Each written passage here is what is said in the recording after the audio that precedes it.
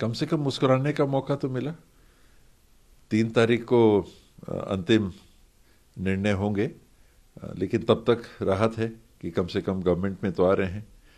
अभी भी मुझे लगता है कि 60 के आसपास होना चाहिए, प्लस माइनस 60 होना चाहिए, और वो होगा तो संतोष होगा। उससे कम होगा तो ज़रूर निराशा होगी, लेकिन काम करने का मौका अगर मतदाता देते हैं तो ये हम सब के लिए बड़े सौभाग्य की बात होगी। जिस तरीके से एज दे रहे हैं आपको, एग्जिट पोल जरूर मुख्यमंत्री के चेहरे के ऊपर भी उठेगी। क्या डिसाइड होगा सर, फाइनल डिसीजन क्या रहेगा, किसके नाम पे ये सेहरा सजेगा सर? ये पिछले 5 साल जो हम लोग का 2.5 साल वाली बात को लेके अनुभव रहा, ये अच्छा नहीं रहा।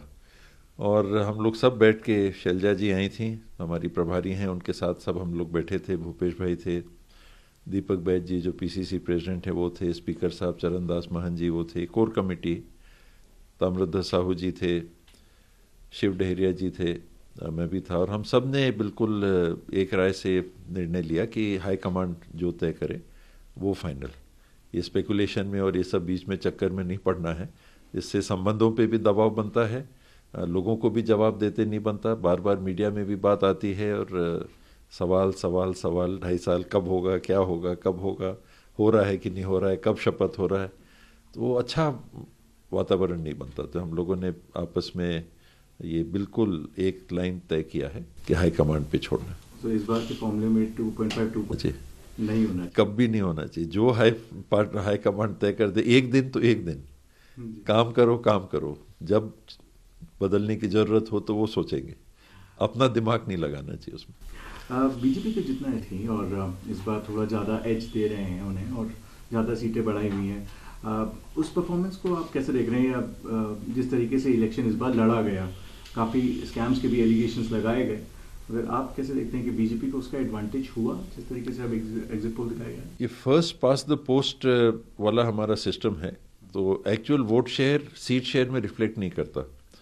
और अगर आप देखेंगे तो कि छत्तीसगढ़ में दोनों पार्टियां, मोटा मोटी 2 पार्टी सिस्टम ही वहाँ है, बाकी लड़ते हैं, उनको भी एक वोट शेयर मिलता है, करीब 20% के आसपास नोटा और बाकी पार्टियों में जाता है। तो ये 80% में वोट शेयर हो जाता है। और कभी भी इन पार्टियों का 32% से नीचे किसी भी चुनाव में, न लोकसभा न विधानसभा में वोट शेयर गया। उसको आप सीट में ट्रांसलेट करेंगे तो 30 सीट करीब ऐसे ही होता है। तो किसी भी पार्टी की वोट शेयर की स्थिति 30 सीट से कम नहीं होती है। अप्रत्याशित पिछले बार भाजपा के 15 ही सीट आई, वो vote first pass the post वाली बात में, तो वो एक्सपेक्टेड नहीं था। तो उतनी उपस्थिति तो दोनों पार्टी की है। अब ये 10% वोट शेयर के फ्लक्चुएशन में वहाँ सीट्स आती हैं। आप किसी भी चुनाव को देखें, पिछले लोकसभा विधानसभा मिला के 5-7 चुनाव को देख लें, तो लगभग 10% का वोट शेयर का फर्क रहता है। तो विधानसभा में हम लोग 10%, 11% आगे थे, 5 महीने बाद लोकसभा में 10% बीजेपी आगे हो गई। Basic vote share, minimum vote share 32% के आसपास का ये कायम रहता है, और ये 10% इधर उधर होता है।